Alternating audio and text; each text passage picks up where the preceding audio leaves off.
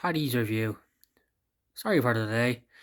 We'll review of the weekend's sporting events in the Premier League. The first talking point of the weekend was on Friday night, the red card in the Southampton game. That was a joke. If this is going to be a red card from now on, the game is in trouble. A draw in the end.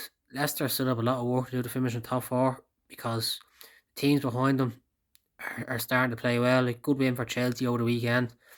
Thought Havertz played really well, and West Ham winning last night, brilliant 2 goals from Antonio. So it's all to play for in the race for top four coming near the end of the season. In the title race, it looks like it's all over, bar the shouting. City played their B team against Crystal Palace and still won 2-0. The career that Aguero has had in the Premier League has been absolutely unbelievable. Bar injuries, he probably would have broken Shearer's record. And also on the weekend, Arsenal bounced back to win in Wales. Aubameyang an assist and a goal. That'll do him the world of good going into the second leg of the Europa League.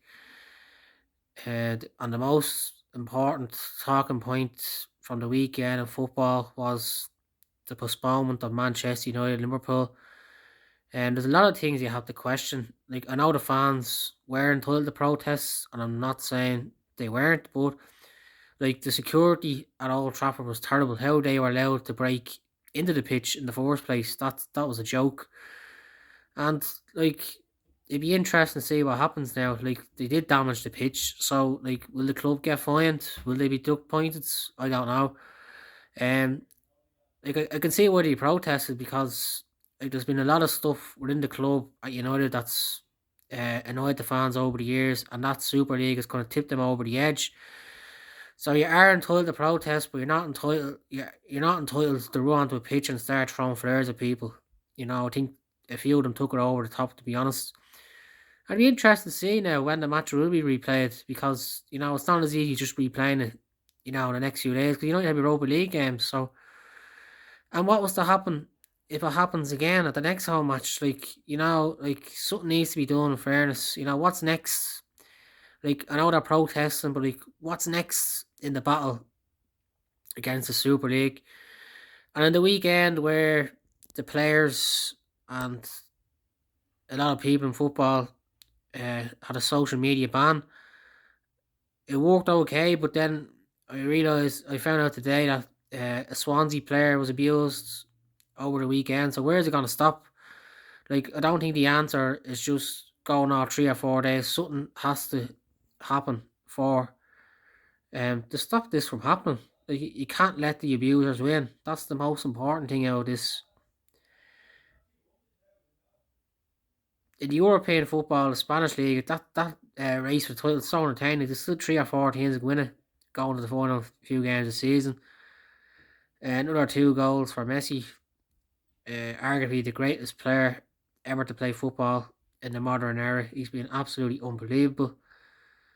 And in the other sporting events over the weekend, in the snooker, a brilliant win for Mark Selby. It was an entertaining match. 2 players played really well, and Selby just edged it in the end. His fourth crucial victory in 8 years.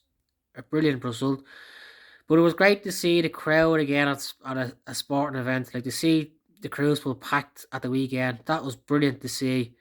Especially with sport being in silence for the past year. So that was the most important thing to take away from the snooker, and it worked out really well. So be interesting to see what happens at other sporting events going forward. In the boxing, Chisora Parker, it was a close fight, but I thought Chisora should have won. I thought he actually won more rounds than he actually did, and Katie Taylor uh, continues her domination in the women's game. What she's doing in women's boxing is absolutely incredible. Like she doesn't get the credit she deserves, I don't think, to be honest. And in golf, Valspar Championship, well done to Sam Burns, a brilliant victory. He played really well in the final round, but fair play to Victor Hovland, another great finish. He has to be in the Ryder Cup team this year. He's a brilliant player, he's put a lot of work into his game and it's paying off. He's just consistently playing well week in, week out.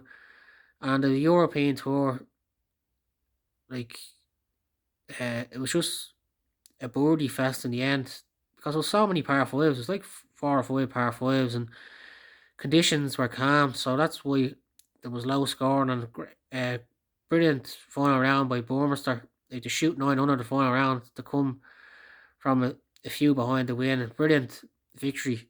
Like he's a great player. Watch out for him over the next few years because I think he could go to the next level. And to finish Champions League tonight, second leg, Man City PSG. I hope Man City uh, win it because they deserve to go to the final. They had the best squad in Europe, I think, and they have arguably the best manager as well. And like a lot of people are saying that Mbappe might not play tonight, so if he doesn't play, that could be a game changer. And especially if City rested nearly all their players over the weekend. They didn't even play against Palace. You know, the likes of Foden, De Bruyne didn't even come on in the second half. So they'd be fresh and raring to go. I think City will win 2-0. So I hope you did enjoy the action over the weekend, and I hope you enjoyed the match tonight. Thank you.